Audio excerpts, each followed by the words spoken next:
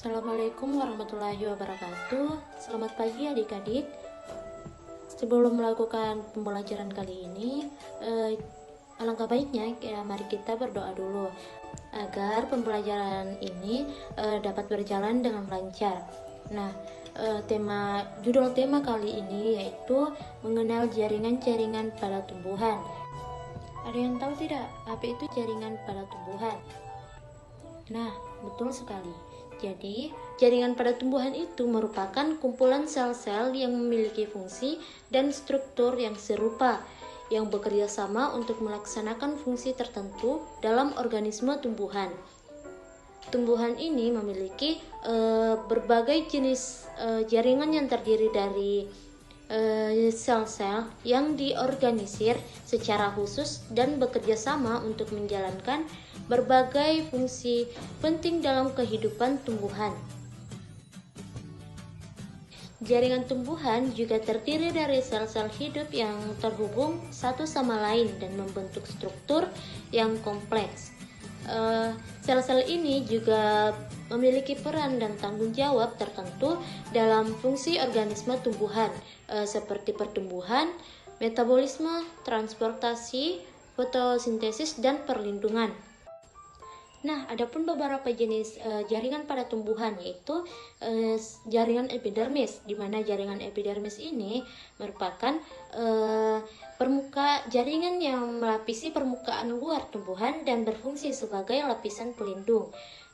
Jaringan epidermis ini juga terdiri dari sel-sel tipis yang membentuk perlindungan terhadap kehilangan air, serangan patogen, dan cedera. Yang kedua yaitu jaringan parenkim. Jaringan ini merupakan jaringan yang umum pada tumbuhan. Sel-sel parenkim juga memiliki dinding sel yang tipis dan berperan dalam fotosintesis, respirasi, penyimpanan cadangan makanan, dan transportasi air serta nutrien. Selanjutnya yaitu jaringan pengangkut. Jaringan pengangkut ini terdiri dari xilem dan flum. Jaringan ini berperan dalam transportasi air, mineral, dan nutrien dalam tumbuhan. Xilem membawa air dan mineral dari akar ke bagian atas tumbuhan, sedangkan flum mengangkut hasil fotosintesis dan nutrien lainnya dari daun ke bagian lain tumbuhan. Selanjutnya yaitu jaringan penutup.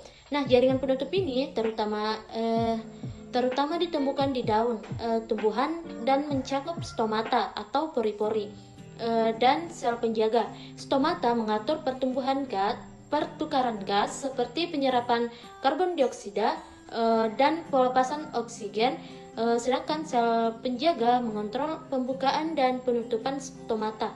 Selanjutnya yaitu jaringan kambium. Jaringan ini terlibat dalam pertumbuhan sekunder tumbuhan, memungkinkan tumbuhan untuk tumbuh lebih lebar.